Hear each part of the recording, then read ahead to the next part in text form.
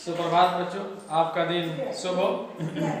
चलिए आज का वीडियो जो आज हमारा है वो 7th क्लास का है, जो कि कहाँ कवर कैसे इतिहास का पहला अध्याय है। इस अध्याय में आप लोग जो है इतिहास के बारे में जो महत्वपूर्ण जानकारियां हैं उनको जो है आपको बताया है। आज इसमें आपको बताया गया है कि इतिहास से संबंधित जानकारियाँ हमें या पुराने समय की जो भी घटनाएं हैं उनके बारे में भी आप लोगों को बताया गया है। आज आप लोग को बताया जाएगा कि अध्ययन के स्रोत आप लोग समझ रहे हैं। मध्यकालीन भारतीय इतिहास के अध्ययन के निम्नलिखित स्रोत है। क्योंकि कल के वीडियो में आपको हमने बताया है कि मध्यकालीन इतिहास के बारे में भी कल बताए थे आपको पिछले वीडियोज में। आज इस पर चर्चाएं हम लोग करेंगे। तो मध्यकालीन भारतीय इतिहास के जो अध्ययन के स्रोत है वह है पहला पुरातत्व, दूसरा है वास्तुकला, तीसरा साहित्य, चौथा विदेशी यात्रा का विवरण, अन्य स्रोत। तो इसमें पहला जो है पुरातत्व है। तो पुरातत्व के अंतर्गत उत्खनन के प्राप्त सामग्री, अभिलेख, सिक्के तथा भवनों के अवशेष आते हैं। ठीक ना बच्चों। 8वीं शताब्दी से 13वीं शताब्दी तक के इतिहास को अनेक सूचनाएं हमें अभिलेख से प्राप्त होती हैं। ये लेख ताम्रपत्रों तथा शिखाओं पर लिखे गए हैं। ताम्रपत्र मतलब समझ रहे हैं, तांबा का पत्थर होता है पतला सा, उस पर, या शिलालेख मतलब पत्थरों पे। ठीक ना बच्चों, लिखे थे। ये संपूर्ण भारत के गांव और मंदिर में बड़े संख्या में मिलते हैं। सल्तनत युग के पुरातत्व संबंधित अनेक ग्रंथ जैसे कि मान लीजिए मुस्लिम पुरालेख, कर्नाटक पुरालेख, भारतीय अभिलेख, ठीक ना, प्रकाशित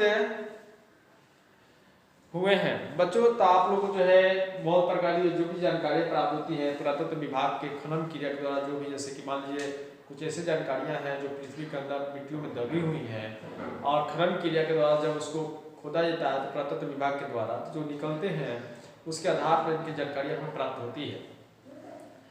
सिक्कों का जो भी मुस्लिम काल के सिक्कों का गहन अध्ययन किया गया है। चांदी और सोने के सिक्के का पर्याप्त मात्रा में मिले हैं।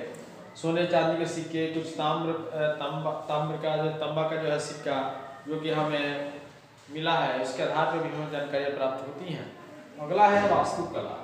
तो वास्तुकला में आप लोग देखेंगे कि मध्यकाल में वास्तुकला का खूब प्रगति हुई थी। सल्तनत कालीन स्मारकों में कुतुब मीनार, अलाई दरवाजा, फिरोज मीनार, जौनपुर का लाहौर दरवाजा उल्लेखनीय है। मुगलकालीन इमारतों में बुलंद दरवाजा, दिल्ली का लाल किला, जामा मस्जिद, आगरा का ताजमहल महत्वपूर्ण है। बच्चों जो भी चीज़ आप लोग अभी बताए हैं, जामा मस्जिद, लाल किला, आगरा, बुलंद दरवाजा, ये सब जो है बहुत ही महत्वपूर्ण धरोहर के रूप में हमारे भारत में उपलब्ध है। ठीक ना बच्चों, जिससे कि हमें प्राचीन काल की जो भी बातें हैं जो कि मध्यकाल से संबंधित हैं वो उनके बारे में जानकारी प्राप्त हो पाती है। बच्चों अगला है पॉइंट में साहित्य। मध्यकाल के इतिहास को जानने के लिए विभिन्न प्रकार के साहित्यों का साधना भी उपलब्ध है। इस युग में संस्मरण, आत्मकथा, धार्मिक तथा ऐतिहासिक ग्रंथों की रचना हुई। जलालुद्दीन बनी की रचना, तारीखें फिरोजा शाही, अमीर खुसरो के दीवाने खास, दीवाने मसनवी, शम्य सिराज अफीक द्वारा रचित तारीखें फिरोजा शाही तथा याहिया बिन अहमद की तारीखें मुबारक शाही सल्तनत के इतिहास की जानकारी के महत्वपूर्ण साधन है। ठीक ना बच्चों। मुगल काल में अब्दुल फजल ने आईने अकबरी की रचना की। ये आप लोगों को क्वेश्चन बार बार पूछता है कि आईने अकबरी की रचना किसने की। तो आईने अकबरी की रचना जो है अब्दुल फजल ने की थी। इसको जो आप लोग नोट कर लेंगे पेन की कॉपी में। ठीक ना बच्चों। बाबरनामा, हुमायूंनामा, बाबरनामा कौन लिखा था? तो हुमायूंनामा लिखा था। ठीक ना। बाबरनामा, हुमायूंनामा, तुझो के जहांगीरी आदि अन्य ऐतिहासिक ग्रंथ हैं। ठीक ना बच्चों। अगला जो पॉइंट है वह है विदेशी यात्रियों का विवरण। तो विदेशी यात्रियों का विवरण हम लोग देखते हैं कि मध्यकाल में अनेक विदेशी यात्री भारत आए थे। इन्होंने अपने यात्रा वृत्तांत में भारत के तत्कालिक राजनीतिक, सामाजिक एवं आर्थिक दशा का वर्णन किया है।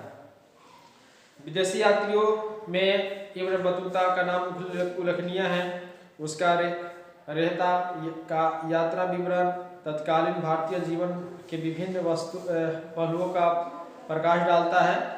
1420 ईस्वी में लगभग इटली का यात्री निकोलो कोटी विजयनगर आया था। इसने अपने यात्रा वृत्तांत में विजयनगर साम्राज्य पर प्रकाश डाला। इसी प्रकार वानियर, पायज, मंसरेट आदि ने भी अपने यात्रा वृत्तांत में भारत के बारे में लिखा है। और सबको सभी में जानकारियाँ मिलती है, जिससे कि जैसे कि जो भी विदेशी यात्री आए हैं वो अपने जो है किताबों में भारत के बारे में, यहाँ के प्रशासन के बारे में, मतलब कि यहाँ पे जो भी राजतंत्र थे उस समय उसके बारे में भी उल्लेखित किए हुए हैं। और उनके उल्लेख से भी हमें भारत के बारे में बहुत सी जानकारियाँ प्राप्त होती हैं। तो बच्चों जो भी यहाँ पे जो महत्वपूर्ण स्रोत के बारे में हम लिखे हैं इसे आप लोग नोट करें फेयर कॉपी में।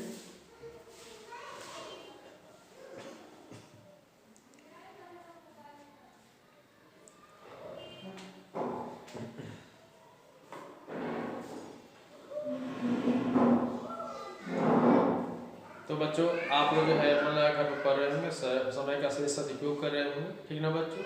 तो आप लोग इसको लिख लें और लिखने के बाद से घर पे इस अध्याय को 2-4 बार पढ़ेंगे ताकि आप लोग को अच्छी तरह समझ में आ जाए। तो बच्चों आज की वीडियो के लिए इतना ही। धन्यवाद। जय हिंद, जय भारत।